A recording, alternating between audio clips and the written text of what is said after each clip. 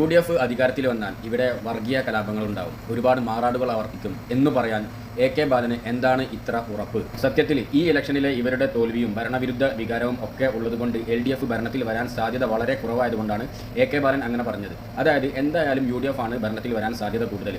അങ്ങനെ UDF വന്നു കഴിഞ്ഞാൽ AK ബാലനും പിണറായി വിജയനും വെള്ളാപ്പള്ളിയും കൂടി ഒരുമിച്ച് നിന്ന് ഒരു വർഗീയ കലാപം ഉണ്ടാക്കിയെടുക്കും എന്നുള്ളതാണ് ഇവിടെ നമുക്ക് കാണാൻ കഴിയുക. അതാണ് AK ബാലൻ ഇത്രയ്ക്കും ഉറപ്പിച്ച് പറഞ്ഞിട്ടുള്ളത്. എന്തായാലും മുസ്ലിം ഹിന്ദു ഒരു വർഗീയ കലാപം UDF അധികാരത്തിൽ വന്നാൽ എന്തായാലും സംഭവിക്കും. അതെന്തിനാണെന്ന് വെച്ചാൽ ആ കലാപം പറഞ്ഞിട്ട് ഇവർക്ക് LDFന് വീണ്ടും അധികാരത്തിൽ വരാൻ വേണ്ടിയിട്ട് ഇവർ തന്നെ പ്ലാൻ ചെയ്യും. കാരണം LDFിൻ്റെ ചരിത്രങ്ങൾ മൊത്തം അങ്ങനെയാണ്. ബത്തേരിയിൽ നിങ്ങളിപ്പോൾ കണ്ടിട്ടില്ലേ, ലീഗിനെതിരെ മയ്യത്ത് കട്ടിൽ റെഡിയാക്കി വെക്കാൻ വേണ്ടിയിട്ടാണ് CPMൻ്റെ പ്രതിനിധി പറഞ്ഞിട്ടുള്ളത്. അതുപോലെ തന്നെ ഈ ഇലക്ഷൻ കലാശക്കൊട്ടിൽ തന്നെ വടിവാളും ഇലക്ഷൻ ജയിച്ചതിന് ശേഷം വടിവാളും കടരയുമായി ഇറങ്ങി ഇവർക്ക് ഒരു വർഗീയ കലാപം ഉണ്ടാക്കാൻ വളരെ എളുപ്പമാണ്.